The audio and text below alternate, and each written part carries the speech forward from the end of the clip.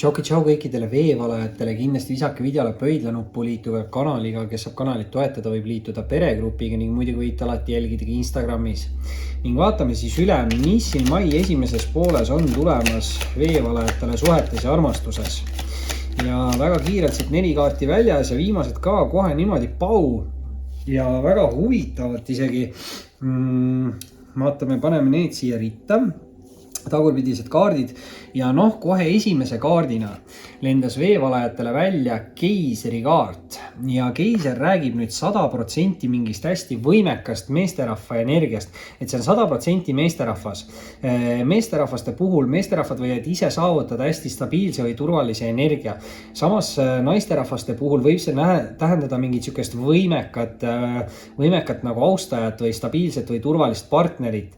Muidugi see on ka hästi tugev süke isa energia, et võib tähendada, et isa võib ka siin veevalajate elus lähitulevikus tähtsat rolli mängida, võib olla mingid suhted isaga, aga võib olla see ka siuke nagu ülemuse energia. Igal juhul siin on ka siuke natukene nagu kuulsuse või tuntuse nagu energia. Et tõesti, kas siin keegi siis saavutab selle või siis mingi tuntud või kuulus isik võib teile ka nagu head nõu anda. Et siin võimalusi on selle kaardiga palju, aga igal juhul tasub arvestada, et see on meesterahva energia. Nüüd aga teise kaardina on siit välja anda suhteliselt negatiivne mõõkade 9. Ja mõõkade 9 on siis natukene siuke nagu hirmude kaart või mineviku hirmudes kinni olemise kaart. Võib ka tähendada mineviku kahetsemist. Ta võib tähendada mingit uneprobleem, unepuudust, halb unenägusid. Aga tihti see kaart siis ütleb seda, et on vaja vabaneda mingitest mineviku hirmudest. Et muidugi, kui see keiser jääb siin tema ette, siis väga võimalik, et kellelgi oli minevikus mingi siuke võimekas partner või austaja siis naisterahvaste puhul. Meesterahvaste puhul ma muidugi ei tea, võib-olla on siin mingid halvad mälestused isaga või ülemusega või mis iganes, eks ju. Aga mõõkade 9-ga peaks siis üritama õppida mineviku vigadest ja peaks nagu lahti laskma nendest hirmudest. Ja rääkides nüüd minevikust lahti laskmisest, siis 3. kaardina on veevalajale siia välja tulnud ka karikate 8. Ja karikate 8 on siuke nagu elu mõtte või unistuse poole liikumine, aga siit on näha, et ta tuleb siuksest tumedast kohast ja liigub nagu valge päikse poole. Et karikate 8 kindlasti ütleb, et selle jaoks, et te saaksite liikuda elu mõtte või unistuse poole, selle jaoks on midagi negatiivset vaja jätta minevikku.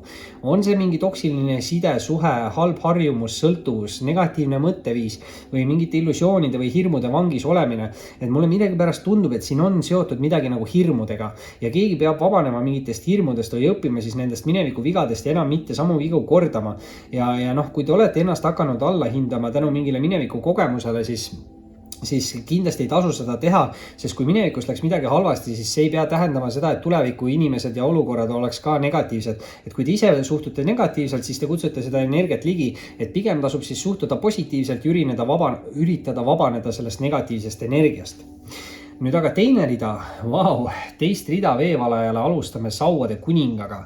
Ja Sauade kuningas on siis hästi siuke karismaatiline enesekindel isik, hästi edukas siuke saavutaja, kindlasti tegutsejad. Sauad on siuksed aktiivsed, loovad kirglikud.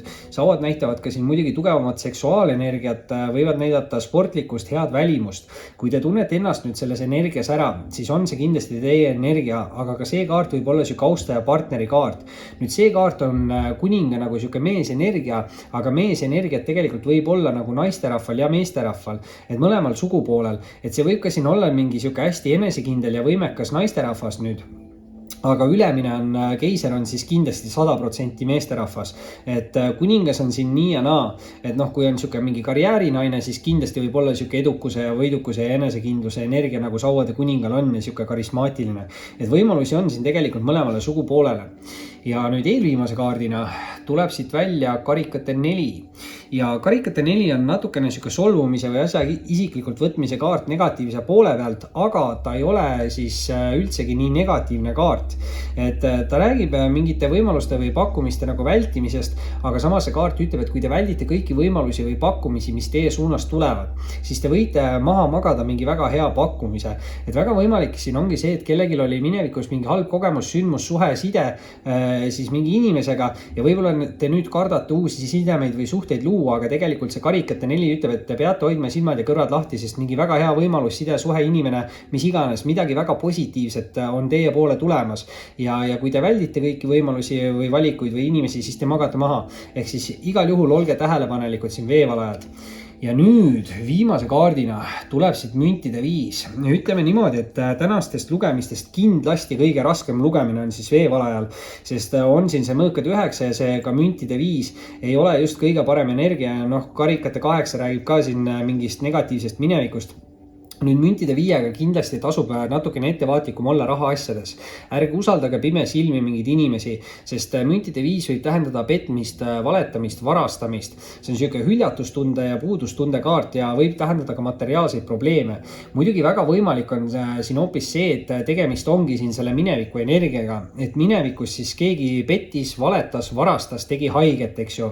Ja see ongi tekitanud need hirmud ja selline negatiivse energia, et sellisel juhul kindlasti jah, üritage läbi teha see sisemine töö ja saada nagu selgusele, et kus läks mis valesti ja mida te peaksite nagu muutma. Ja kui te teete selle arengu läbi, siis see on ju ainult positiivne ja sealt saavad tulla ainult positiivsed muutused. Kui te rohkem seda viga ei korda, siis ongi juba kõik hästi. Et siin on võimalusi, aga siin on ka niisugust natukene negatiivset energiat. Kõige tähtsam, ma arvan, et on see karikate 8, mis siis ütleb, et kui te jätate mingi negatiivse energia selja taha, siis te saate liikuda edasi mingi positiivse tuleviku poole. Veevalajad. See oli siis selleks korraks teie suhted armastus lugemine. Kindlasti visake pöidlanuppu, liituge kanaliga. Kes saab kanalit toetada, võib liituda peregrupiga ning muidugi võite alati jälgida Instagramis. Oli meeldiv ning kohtume varsti taas.